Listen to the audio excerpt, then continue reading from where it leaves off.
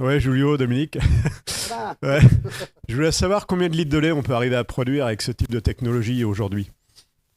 Combien de litres de lait on peut arriver à produire avec ce type de technologie sur de la vache laitière? Avec, Bon. Dominique. Pardon. Merci. Dominique, avec ça, tu peux faire exactement tout le pareil que tu peux faire. C'est-à-dire entre 30 et Il n'y a 50 pas. litres de lait sans L'unique problème. chose que tu ne peux pas le faire, c'est où il y a des disciplinaires, comme il y a dans l'Italie des parmesans Oui, non, mais ça, ou des c'est condés, c'est les qui AOP. Ouais. t'ont interdit l'urée. Alors Ouais, tu tout ne à peux fait. pas le faire. Mm. Et ça qui m'a fait était un peu dur pour moi. Mais tous les parts où il n'y a pas de disciplinaire, nous avons vu un résultat formidable. Nous avons fait un produit à 40% de protéines, à zéro végétal, et notre aliment qui est à 90 Mhm. de protéines théoriques. Mhm. Mais la déclaration que les 58% de la protéine, c'est d'azote NNPN. Nous, c'est Et en équivalent PDIA, on arrive à combien? En équivalent PDIA, bien, protéines à dégradation lente dans les c'est intestins. clair Ouais. qu'il y a un problème. Mais c'est où c'est le secret, que c'est les protéines, que c'est l'urée. Il va doucement, Mhm. il va plat. La quantité de protéines microbiennes, c'est énorme. Il va équilibrer. Et donc, ne pas faire encore un PD. Tu peux faire un PDN, un PD théorique, mais en pratique, tu ne peux pas le faire. Parce que si la protéine dans le lait, il me donne 23 de urée dans le lait, il me donne une protéine un TP de 38 et ça fait 40 litres de lait avec 40 degrés de température, avec un indice thermique de 84. On va sûrement reprendre la discussion après.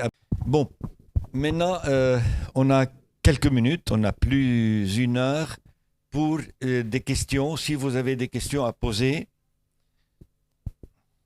vous vous présentez, s'il vous plaît. Ok, merci. Bonjour à tous. Je suis Djibril Azonsi, agroéconomiste de formation. Je suis également promoteur d'un média qui s'occupe du secteur agricole basé au Bénin, qu'on appelle Le Rural. J'ai un commentaire et puis deux questions à poser à nos panélistes. Alors, en regardant un peu de près la thématique, bon, pour ce qui est de ma contribution, moi, je ne suis pas docteur, je suis juste un agronome et quelqu'un qui est très passionné du secteur agricole. Je pense pour ma part, pour ce qui est de la thématique, bon, après analyse, pour moi, il faudrait que je retiens que c'est de la valorisation du local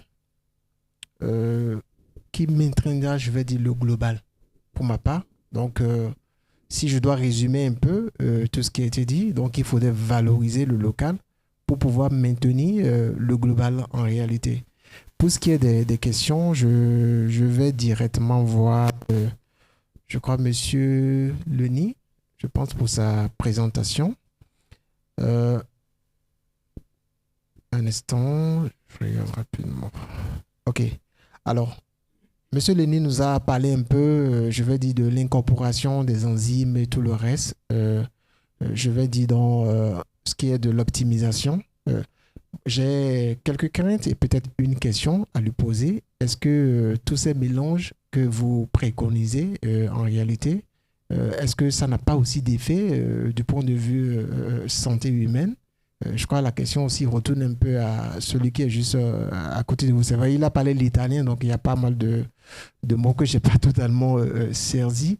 Est-ce que tout ça n'affecte pas la santé humaine? Parce qu'après tout, c'est aussi, il s'agit de l'homme, de la santé. Donc, voilà un peu la question que je voulais poser. Une fois encore, je me dis, ma contribution, il faudrait que nous préservons, nous valorisons le local pour pouvoir maintenir le global. Merci. Merci, monsieur, pour l'intervention. Donc, quels sont les effets secondaires enfin, que ce soit sur l'aviculture, que ce soit sur les ruminants? Merci pour cette question qui est effectivement très intéressante. Il faut savoir que tous les additifs nutritionnels qui sont mis sur le marché, ce sont des additifs nutritionnels qui ont été validés par toutes les autorités, que ce soit européennes ou américaines, et avec tous les tests de toxicité et ainsi de suite qui pourraient en induire, et notamment également sur la partie micro-organismes génétiquement modifiés qui souvent produisent ces additifs, mais pour lesquels il n'y a aucun résidu. Pour tous ces acides aminés là ou enzymes sont largement utilisés, et ils sont tous évidemment référencés, notamment en Europe où les conditions d'enregistrement sont très drastiques. Donc je vois absolument pas de raison de s'inquiéter sur la toxicité ou les effets potentiels secondaires sur les êtres humains. Voilà. Pour moi, la chose que j'ai oublié de le dire, c'est deux choses. Avec le monde technologie, qui est à basse durée, il y a une diminution démontrée dans les Américains, parce qu'il y a une diminution des végétales, de soya, de effets de serre, de 20 à 30%. Mais ce n'est pas encore démontré. Peut-être il sera de 50%. Parce que les végétales, ils diminuent. Par contre, pour répondre à les collègues là-bas, à les gens collègues, c'est que ce produit, il utilise de manière extraordinaire tous les forages pauvres. C'est-à-dire la paille, les forages pas des légumineuses, la paille, si, les produits pailleux, des pailleuses, tout produit comme ça qu'il y a dans tous les déserts. Je ne connais pas le Cameroun, mais je pense qu'il y a aussi beaucoup. Par exemple, j'ai parlé de coquilles de soya. Tu peux mettre pas la coquille de soya, tu peux mettre des cotons, par exemple. Le coton, tu peux mélanger avec cette technologie de soya. Tu peux mélanger autre chose. L'important, qu'il peut faire une pâte et tu peux être extrusionné à la finale. Parce que sinon, vous ne pouvez pas le faire. Je voulais un peu ajouter à la question, parce qu'il a parlé d'analyse, il a parlé d'effets. Monsieur Ricous, je crois qu'à la CCPA, vous avez parlé un peu de ce point de vue. Oui, alors, et aussi sur toute la partie toxicité, bien sûr, évidemment, comme je vous expliquais au début, nous on appartient des éleveurs et au départ on fait de la recherche-innovation pour nos éleveurs, donc nos actionnaires en France. Donc en fait, ce qu'on amène à l'export, c'est ce qu'on a développé pour la France et donc qui a bien sûr les mêmes compétences, mais je voulais dire aussi que notre groupe, on est spécialisé dans l'utilisation des phytobiotiques. C'est-à-dire les extraits de plantes. Donc on va faire des recherches dans le monde entier, on a des extraits de plantes qui sont brevetés. Donc on utilise beaucoup de phytobiotiques et d'huiles essentielles en tant qu'alternative aux produits chimiques. Donc forcément, la même chose sur d'autres produits, mais aujourd'hui on n'est pas du tout, on est vraiment dans la naturalité et arriver à des choses beaucoup moins toxiques que celles qu'on avait il y a 20, 30, 40, 50 ans, et tant mieux pour nous-mêmes d'abord qui le mangeons tous les jours en Europe et pour ce qu'on peut apporter dans le monde, y compris en Afrique, parce que nos produits sont utilisés aussi en Afrique. L'objectif, c'est que le consommateur à la fin, on disait bien, le fermier, son objectif, c'est que ses clients soient heureux et soient en bonne santé. Donc notre objectif, c'est vraiment ça. Ensuite, sur la formulation, effectivement, et c'est ce que j'ai noté tout à l'heure, parce qu'effectivement, ton intervention était intéressante. La formulation, l'intérêt, c'est de voir le meilleur rapport économique aussi. C'est-à-dire qu'il faut qu'on mette la protéine qui va bien au coût qui va bien. Je peux vous dire, on va utiliser une protéine importée ou une protéine locale, mais ça coûterait 3 fois le prix, ça n'a aucun intérêt. L'objectif, et c'est notre objectif en nutrition et en formulation, c'est d'arriver à vous faire avoir, on met les prix de chaque matière première rendue chez l'éleveur, et puis on se dit, voilà, la meilleure formule, c'est celle-là. Mais c'est pas la meilleure formule qui sera du pays d'à côté, ou qui sera celle qu'on aura en Europe ou aux États-Unis, parce que les coûts sont pas les mêmes à l'arrivée. Donc c'est ce qui est important aussi. Juste pour compléter votre remarque, vous parlez de toxicité, mais il faut bien voir que quand on diminue les taux de protéines des aliments, c'est une quantité considérable d'azote en moins dans la nature. Donc, indirectement, je dirais, on contribue aussi même directement à l'amélioration de l'environnement. Et l'amélioration de l'environnement va bien sûr aussi avec l'amélioration des conditions de vie, donc sanitaires, là où on produit des animaux. Je repasse la question aussi à professeur François, que les universités, qu'est-ce qu'ils font pour contrôler ça? Merci. La question, elle est on ne peut plus importante. Et vous avez la réponse d'une vision européenne.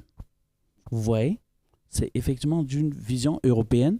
La première des choses qu'il faudrait se dire, c'est une très bonne chose que de caractériser. Mais je ne suis pas sûr que vous ayez fait, je ne sais pas si vous avez fait ces recherches au Cameroun, par exemple, où je suis. C'est bon que vous ayez fait en Côte d'Ivoire. J'aimerais bien que le personnel, les membres de la délégation de Côte d'Ivoire ici disent effectivement, nous avons connaissance de toutes les caractéristiques bromatologiques des ressources locales que nous avons et peut-être la possibilité de formuler à partir de là. Il est très bien, en plus, qu'on puisse capitaliser en faisant des extraits ou alors en utilisant des huiles essentielles et tout, comme vous avez dit. Mais, comme j'ai dit une fois de plus, certainement, toutes les règles qui sont mises en place pour pouvoir valider le produit ici, c'est qu'il regarde un certain nombre de niveaux de toxicité. Mais de notre côté, en Afrique, vous aurez produit pour répondre aux problèmes de vos producteurs d'abord. Et puis maintenant, vous pensez à l'Afrique. À un trait, j'avais bien mentionné dans le protocole de Nagoya, c'est que penser effectivement comment est-ce que directement et d'une manière raisonnable, les Africains peuvent capitaliser les résultats de ce que vous avez trouvé sur les ressources locales africaines et puissent avoir un intérêt, sinon un bénéfice par rapport à cela. Donc, je pense que c'est quelque chose qu'il faut très bien mettre. La recherche intervient en quoi faisant? Généralement, la première des choses, la responsabilité, nous n'avons même pas le choix. Parce que la première des choses, il faut importer, par exemple au Cameroun, la farine de soja du Sénégal et d'un peu plus. Non pas la farine de poisson. Le soja peut venir jusque du Brésil. Et effectivement, quand on parle de l'effet sur l'environnement, d'abord le coût de production et tout ce qui va, le transport, avant d'arriver, le dédouanement et tout, ce qui fait que non seulement ça coûte cher, mais en plus, c'est pas bon pour la planète. Il faut bien nous aider, effectivement, à valoriser, par exemple, le Nibé, que nous avons un certain nombre de ressources qu'on sait effectivement qui peut avoir des facteurs antinutritionnels, de pouvoir corriger cela pour que nous puissions également produire d'une certaine manière, même si automatiquement on aura toujours besoin de l'Europe, on aura toujours besoin du monde pour appuyer notre production. Donc la recherche y pense très bien. La première étape, c'est que nous allons très souvent auprès des personnes, des éleveurs. Les éleveurs qui, face à ces problèmes de rupture de stock, par exemple, ou d'un certain nombre de problèmes, ont des savoirs locaux qu'ils ont développés à partir des ressources locales. Lorsqu'on les prend, on revient, comme dans un certain nombre de recherches que j'ai présentées, on essaie de les utiliser soit après extraction ou non dans l'alimentation ou pour résoudre un problème de santé ou de production, et puis on les publie.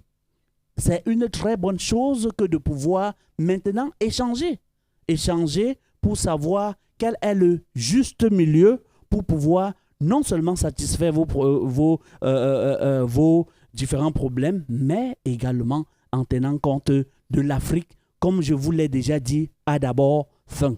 Merci. Et ça va Ça- dans l'agriculture via la sélection variétale de coton, par exemple, qui sont pauvres en gossipol, qui est un facteur toxique du coton. Donc ça remonte jusque dans la partie agriculture. C'est, ça m'a rappelé un Je peu. m'attache à lui. Et je dois La soya, hein, c'est un aliment, pas seulement pour le poulet, c'est un aliment pour les personnes. Vous exportez la soya, il doit être resté aussi pour les personnes. Parce qu'il entre dans les personnes. Mais il y a beaucoup de pastorales, qui vont manger des choses horribles avec petites choses de ça, paf, il peut produire de la viande et de lait. question, mais madame, ça m'a rappelé, entre temps qu'elle pose la question, ça m'a rappelé un livre écrit par un Libanais qui a écrit Les croisades vues par les Arabes. Vous, la production vue par les Africains. Voilà. S'il vous plaît, vous vous présentez. S'il vous plaît. Oui, je m'appelle Sarah Amina, je viens de la RDC.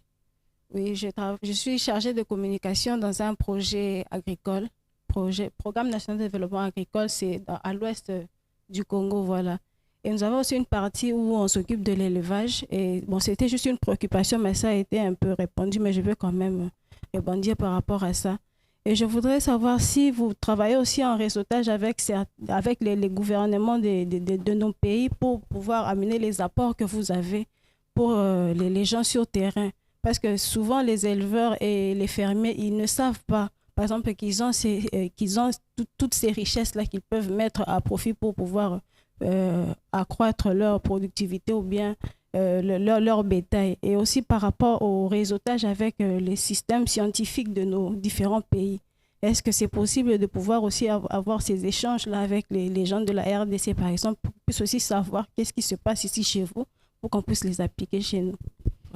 Monsieur Loricous, je crois que cette question est plutôt... Alors, sur le réseau avec les institutionnels et les ministères, nous, on va les voir de temps en temps, mais ce n'est pas forcément nos partenaires particuliers. Aujourd'hui, nos interlocuteurs, c'est les distributeurs locaux, hein, qui sont des entreprises privées et qui vont distribuer nos produits et nos technologies. Et on essaye d'évangéliser le maximum de personnes, que ce soit dans les fabricants d'aliments ou dans les éleveurs quand on a accès directement au terrain. Au niveau scientifique, par contre, on a un réseau, notre centre de recherche et d'innovation a un réseau scientifique avec toutes les universités mondiales, hein, que ce soit aux États-Unis, en Nouvelle-Zélande. L'université du Caire est une très grosse université avec laquelle on travaille. Et il y a des universités effectivement africaines aussi qui sont dans ce réseau-là et auprès desquelles on évangélise. Après, ce qui est intéressant de voir, c'est qu'il y a beaucoup de sommets mondiaux auxquels vous devez participer, j'imagine. Et on y est, et toutes les nationalités y sont, et les universités africaines sont aussi présentes, représentées, apportent leurs recherches, ce qui est important encore une fois. Hein. On ne fait pas que donner des informations, on en prend aussi beaucoup et c'est important. L'échange universitaire est très important et fonctionne plutôt très bien dans la nutrition animale. Donc je vais vous laisser en parler, je pense que c'est vous qui y êtes plus que moi, mais ces moments d'échange-là, que ce soit sur la volaille, sur le ruminant ou sur toutes les espèces animales, fonctionnent plutôt bien. Merci, madame. Malheureusement, même au Cameroun, nous avons ce problème. Le chercheur se définit généralement comme celui qui, à partir d'un problème rencontré dans la société, essaie, à travers une méthodologie cohérente scientifique, de répondre à ces problèmes. Le second maillon, c'est que la majorité de chercheurs se disent on a fait notre part. On peut publier, mais généralement, plein de chercheurs ne savent pas que les journaux de vulgarisation agricole, les magazines, sont souvent plus impactants que les journaux avec impact factor de 8 et autres. Vous comprenez un peu? Ce qui fait que on a souvent des connaissances qui sont prises d'un côté du pays, qui ont été vérifiés scientifiquement, mais qui ne sont pas mis à la disposition des personnes qui en ont besoin. Ça, c'est déjà d'un. Et de l'autre côté, maintenant, si on ne fait pas déjà au niveau de nos différents pays, c'est encore plus compliqué de le faire. Mais je pense qu'on devrait penser à un réseau de mise, à une plateforme de partage de compétences, de partage des résultats de la recherche pour mieux adapter notre production à notre contexte. C'est la raison pour laquelle vous êtes là, c'est la raison pour laquelle nous, on est également là, faire le réseau avec les Européens, avec ceux qui viennent de partout dans le monde pour pouvoir avancer dans les problèmes que nous rencontrons tous ensemble. Si on est là, c'est certainement parce qu'on a également certaines situations, des problèmes à résoudre, mais qu'on a également à donner comme compétences.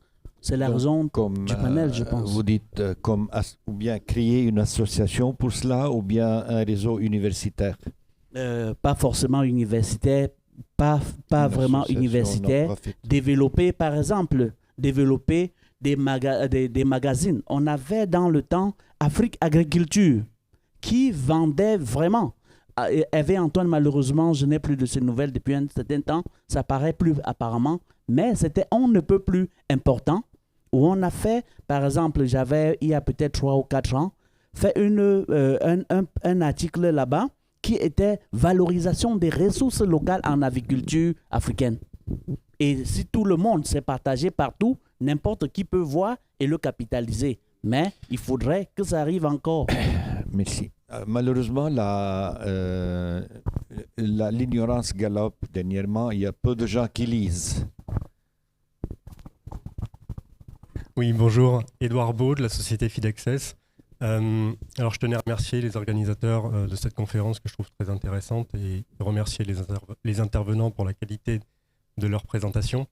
Plus qu'une question, j'aurais trop de questions, je crois, à poser à beaucoup de personnes. Ce serait plutôt une invitation à venir nous voir sur notre stand. Notre société a développé un logiciel de formulation gratuit pour mettre à disposition des éleveurs et des petits fabricants d'aliments qui rentrent pleinement dans cette thématique d'optimisation des ressources locales et pour laquelle on a été primé cette année pour l'InnoSpace.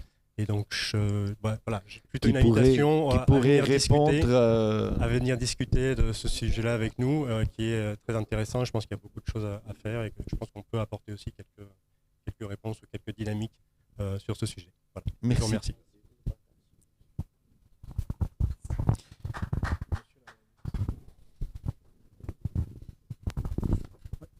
Bonjour à tous.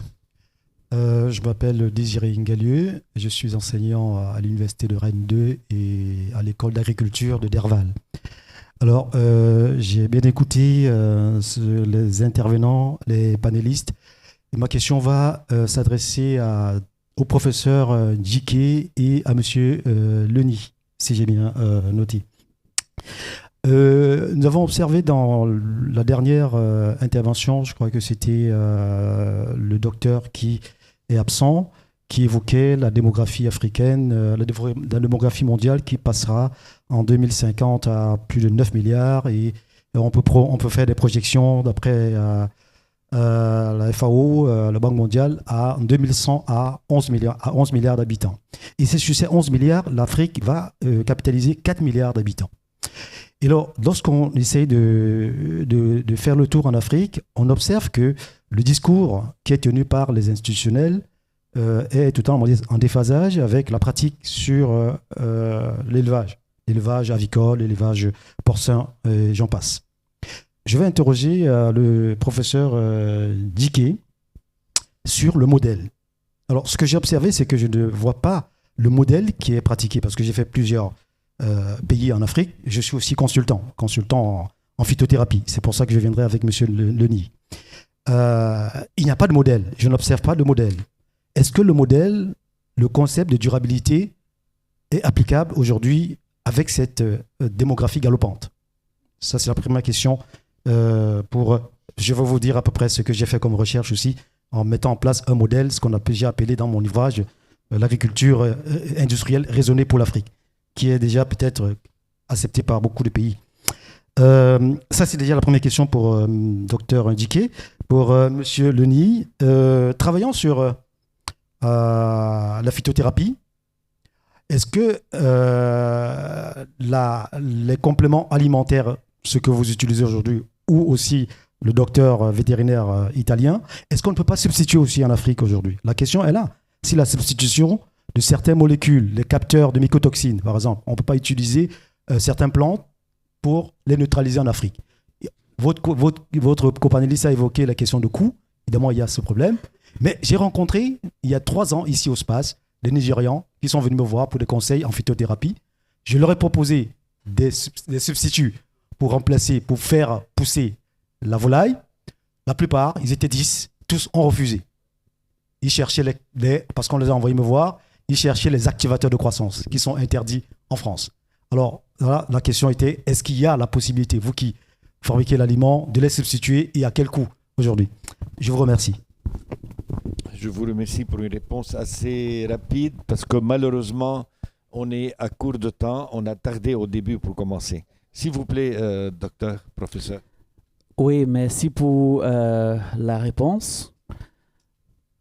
On n'a pas donné effectivement toutes les caractéristiques de l'Afrique et ce que ça importe, c'est que l'impact qu'on aura avec 4 milliards dans quelques années. Et malheureusement, on a conscience qu'il faille utiliser de manière durable les ressources locales, mais il faudrait déjà, je ne sais pas comment le dire, il faudrait déjà qu'à un certain moment, qu'on soit capable de subvenir à ses propres besoins.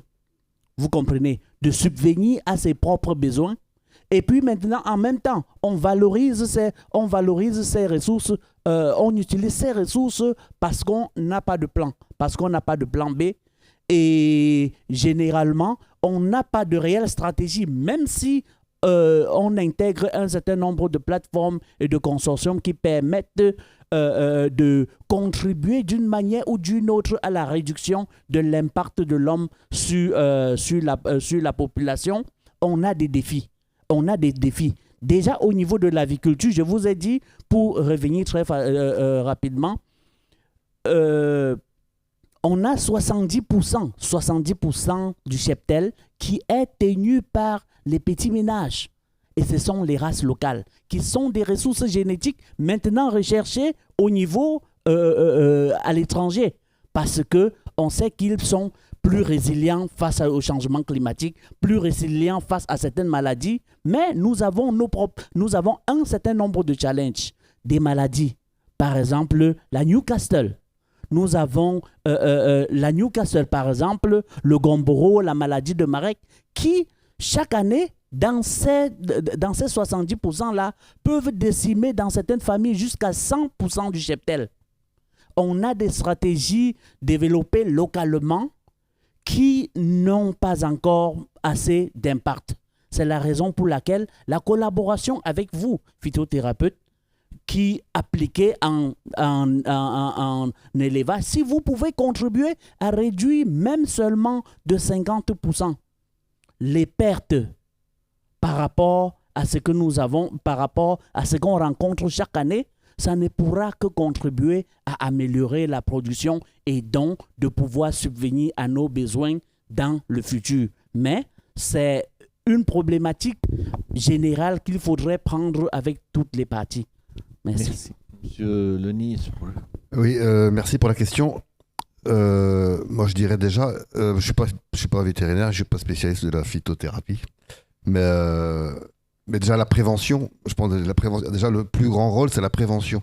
Bon, je ne parle pas de la prévention sanitaire dans les élevages, etc., parce que ce n'est pas ma spécialité, ce n'est pas le sujet du moment. Mais si vous réduisez les taux de protéines des aliments, si vous utilisez des enzymes, vous avez une santé intestinale qui est bien meilleure que de nourrir des poulets ou des pondeuses avec 30-40% de tourteaux de soja. Ça, c'est garanti, ça se voit. Donc déjà, la prévention via la formulation, ça marche. Après, oui, je sais, en Afrique, il y a les facteurs de croissance. Et bon, avec peut-être des résistances antibiotiques qui existent. Mais peut-être que M. Ricous en connaît plus que moi sur la phytothérapie. Je sais que c'est difficile de remplacer les facteurs de croissance. Je ne sais pas si tu veux dire un mot là-dessus. On a développé aujourd'hui des technologies pour remplacer ces antibiotiques promoteurs de croissance qu'on n'utilise plus en Europe. à base de plantes, hein, donc vraiment des extraits de plantes, et on trouve des synergies qui font qu'on peut remplacer complètement ces antibiotiques promoteurs de croissance qui sont effectivement un grand risque pour la santé humaine. Là, on parlait de risque pour la santé humaine. C'est un risque, l'antibiorésistance, c'est vraiment une grosse problématique, hein, pour aujourd'hui et pour l'avenir.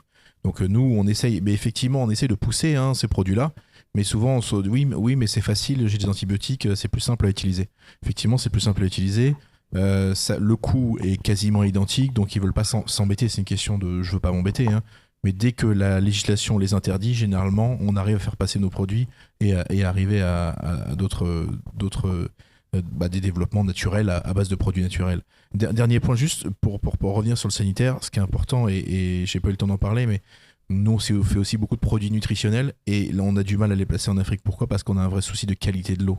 On parle des ressources, mais la qualité de l'eau est extrêmement importante, et ça, dans tout le système de production.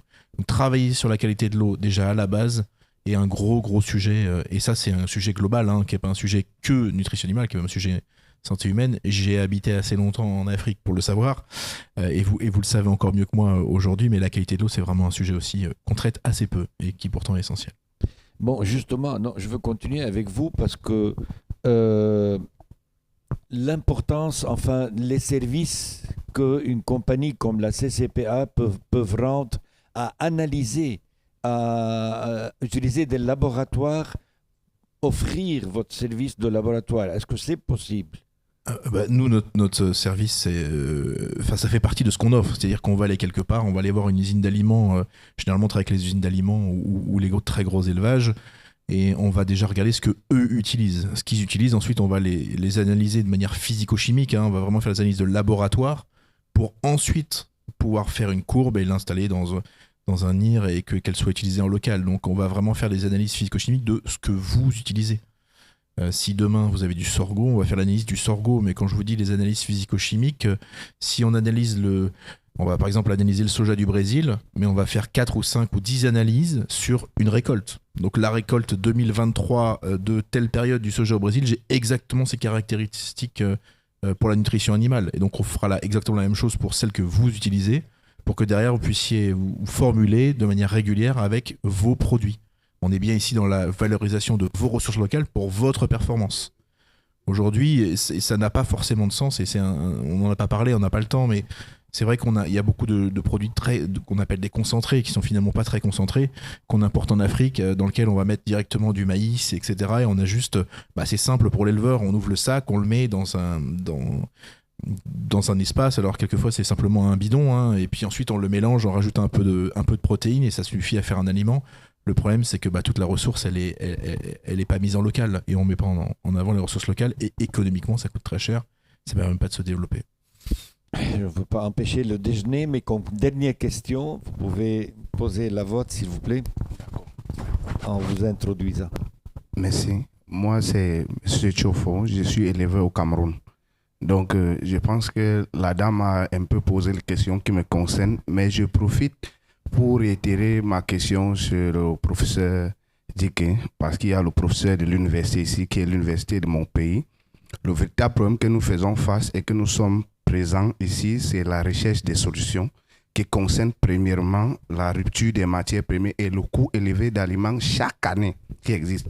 Donc, quand nous nous offusquons devant tout ça, nous nous disons que nous n'avons pas de chercheurs qui regardent notre problème, qui peuvent apporter des solutions. Mais je suis surpris de voir des solutions ou des produits alternatifs. Donc, ce qui m'a poussé à venir à ce panel qui était l'optimisation des ressources en Afrique francophone. Donc, ici, je ne sais pas, je voulais demander au professeur et sous la supervision du recteur, pourquoi est-ce que chez nous en Afrique, ou au Cameroun en particulier, les chercheurs ne peuvent pas être en contact direct avec les éleveurs sur le terrain, pour que quand il y a une solution, puisque la majorité de ces solutions-là sont naturelles, pas avec des produits chimiques, et qu'on peut commencer à utiliser, puisque nous savons tous la vérité que le système est un peu lent, le système administratif qu'il faut des autorisations, tout ce qui va avec. Puisque certains, les éleveurs utilisent déjà sur le terrain, où il faut seulement les connaissances scientifiques pour améliorer, soit pour la production. Être en contact avec les éleveurs qui peuvent avoir des moyens suivants pour faire même avant l'État. don direct, puisque si un scientifique m'explique que ce produit est alternatif de telle protéine que vous importez et que je peux utiliser directement, avec ça, on va faire l'expérience sans attendre tout ce qui est administratif, parce que notre contexte africain nous permet d'essayer certains trucs, d'oser faire des choses sans attendre toute la paperasse qui va avec, surtout qu'en ce qui concerne la géopolitique, il y a des choses qui vont à l'encontre de certains intérêts qui peuvent être refusés parce que soit c'est un marché qu'on veut consommer. Donc c'est où je pose la question avec le recteur, qu'on essaie de nous voir localement. On essaie de voir comment on peut faire pour valoriser ces recherches-là pour notre intérêt aussi. Merci.